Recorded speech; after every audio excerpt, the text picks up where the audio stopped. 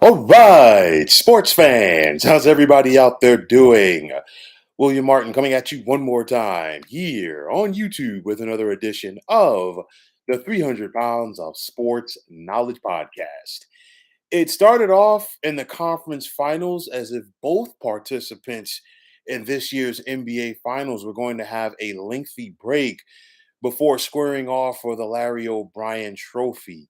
Of course, we know we saw the Denver Nuggets sweep the Los Angeles Lakers in the Western Conference Finals, and it looked like that was going to be the case in the East with the Miami Heat prevailing over the Boston Celtics. Now, Miami won the first three games of that series before losing the next three, only to turn it around and win last night to clinch the Eastern Conference Championship. And of course, a date with the Denver Nuggets in the NBA Finals. And now with the conference finals in the rear view mirror, it's down to the Nuggets and Heat to see who's going to be the champions of the NBA for 2023. Now, when you think of the Nuggets right now, it's all about the rest versus rust matter. Denver has not played since last Monday when they swept the Lakers. And you're talking about the finals won't begin until Thursday. That's more than a week's time right there. And of course, Nuggets head coach Mike Malone, that is definitely something that he's been worried about. And I guarantee you, he's probably preaching that behind the scenes to his team as they get ready for their first appearance in the NBA Finals.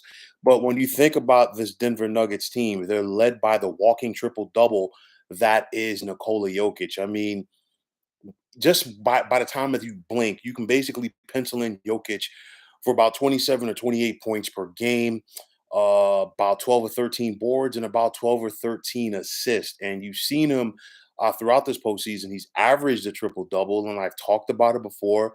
I'll say it again right now, and I will continue to say it. I think one of the better things that happened to both Jokic and the Nuggets was him not getting the MVP for the regular season. I think it has allowed him to take his game to another level. And then on top of that, his teammates as well, because they kind of feed off of that vibe. And I think they're kind of mad on the inside. And maybe they won't let it out publicly that their guy did not get the award. But nonetheless, he has been a handful for all of the Nuggets opponents, obviously throughout the regular season, but of course here in the postseason as well. You look at Jamal Murray and what a difference that it has made for the Nuggets to have a healthy Jamal Murray when they got to the Western Conference Finals back in 2020. You go back to that playoff run that year for Denver. Jamal Murray was a one-man wrecking crew. Not having him in either of the last two postseasons hurt the Nuggets' chances, and we see what he can do in the postseason, also in the fourth quarter as a finisher, and that's something that Miami's going to have to deal with in this series. You look at Michael Porter Jr., very unsung, a guy who can get boards, but also who can light it up when his name is called. Aaron Gordon, to me, now as the fourth guy, is in that perfect spot because he has that ability to not only feed off of Jokic, but when you put attention on Jamal Murray, when you put attention on Michael Porter Jr., guess what? Aaron Gordon's a guy who can get you for a quick 15 very easy. And then you look at KCP. Kentavious Caldwell Pope was a part of that Lakers championship team several years ago. And him coming to Denver, I really feel has provided them with an edge on each end of the floor. And I think he's going to have an impact in this series for the Nuggets to prevail. You look at the likes of Bruce Brown and Jeff Green coming off of that bench for Denver. And this is the thing, Denver has the ability to hit you from so many different angles. It's not just a Nikola Jokic thing. You have to worry about Murray. You got to worry about Porter, KCP, Aaron Gordon. You can go right down the list. And the thing about Nikola Jokic, it's one of those where he might only get 18 points, but then you got to worry about his assists. You got to worry about his rebounds. And then those rebounds on the offensive end lead to extra possessions. Those rebounds on the offensive end lead to blind passes for a cutting teammate, for an open teammate from outside. And those are momentum killers for your opponent. Also, those defensive rebounds can lead to quick outlets because Nikola Jokic, sometimes even under the opponent's basket after he's grabbed the rebound, talk keeping it, all about Denver. channels his inner John Elway. He can hit his guys deep, and before you know it, that's a 4 or 5 point turnaround where you were looking to get a 2 or 3 point shot at your end. He gets the rebound, throws it right down to the other end of the court, and that's 2 or 3 points in favor of the Nuggets. So you have to, keep your head on a swivel, both if you're an opponent of Nikola Jokic as well as being a teammate, because those passes are coming in crisp from so many different angles, so many different ways that he can beat you. Because of that, a guy like Bam Adebayo, he has a tough task going up against Jokic. And I think for Eric Spoelstra, who has made his, has had his bread buttered, if you will, throughout his time in the NBA as a head coach on the defensive end of the floor. Of course, Miami's going to focus on the defensive end. And, they're probably going to sit up there and say, well, you know what? We're going to let Jokic get his, and we're going to try to slow down everybody else. Easier said than done. Denver's one of those teams you got to go out there and pick your poison. But I guarantee you, Miami's gonna, if they're gonna win this series, they're gonna do it from the defensive end of the floor. You talk about Jimmy Butler, and of course, the Heat would not be here without Jimmy Butler. He's another guy who knows how to shine on the playoff stage. He's done it throughout his career. He did it in the first round against Milwaukee, once again in the second round against the Knicks, and of course in the conference finals against the Miami Heat. Sometimes it's not pretty for Jimmy Butler and the Heat, but guess what? They don't mind, because at the end of the day, it's all about outscoring your opponent, and that's what they've been able to do to this point to get to the Eastern Conference Championship. And of course, Miami got here 3 years ago in 2020. And of course, they fell to the Lakers in 6 games. Will Butler and company have enough to get over the hump in this series? It's not going to be easy. And I mean, you think about it, Jimmy Butler and this band of guys, they've basically banded together. They have an us against the world mentality and us against the world mantra. And it has gotten them to this point. You look at these guys, Caleb Martin.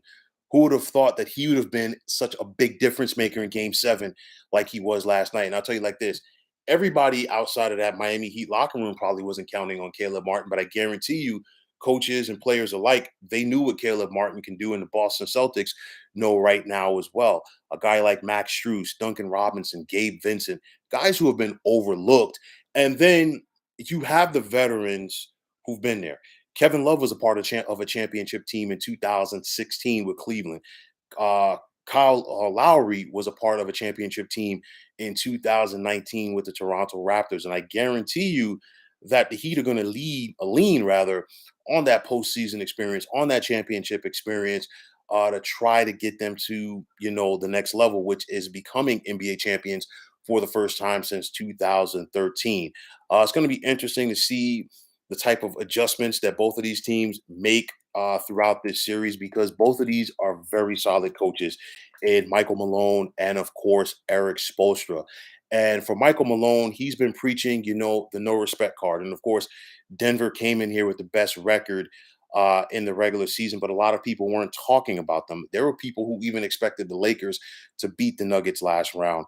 Uh, this time around, I think the Nuggets will be favored. Of course, some people expected the Phoenix Suns to get them in round number 2, and that wasn't the case either. But nonetheless, you look at this Denver team, they're playing with a chip on their shoulder. Some people want to call Mike Malone whiny, but at the end of the day, you know what? He's doing what he has to do to get his team up for this. And, he's playing the respect card. He's playing the us against the world card. And I think he added to that when Nikola Jokic didn't get the MVP. He added to that when, after the Nuggets won the Western Conference Championship, ESPN focused more on LeBron James leaving the court than they did his championship Nuggets team. So I guarantee you, all of that has been fuel to the fire for this team, and they're going to be rocking and ready to go.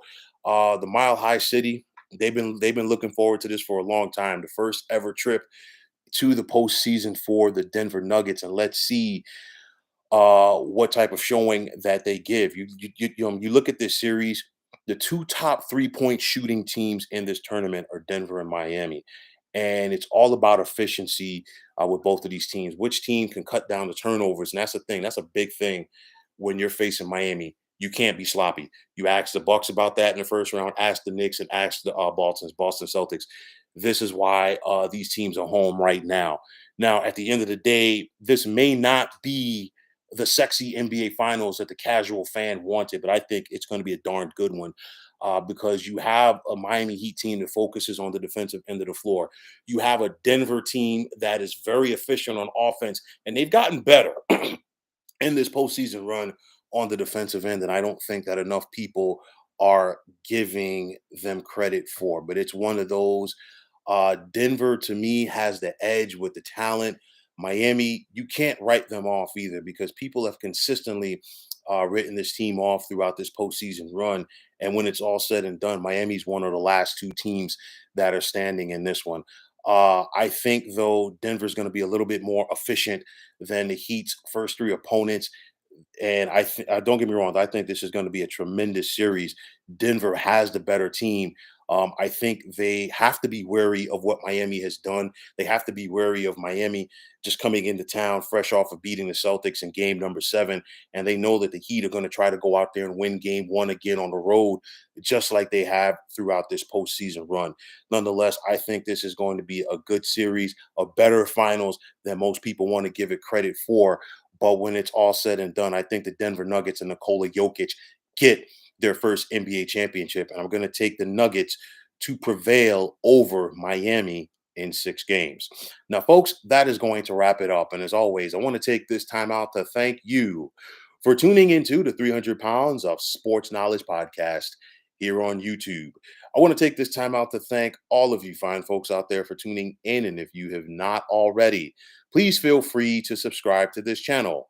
Now, if you're on Twitter, please feel free to follow me at 300 Pounds of Sports. And like I always say, if you follow me, it will be my pleasure to follow you right back. There's also the sports discussion group on Facebook at the Sports Depot 365. Now, you can check it out, drop a line, and be a part of one of the better sports debating sites going on social media. So, once again, fine folks, my name is William Martin, and I'm signing off. And I'm saying take care and have yourselves a wonderful day.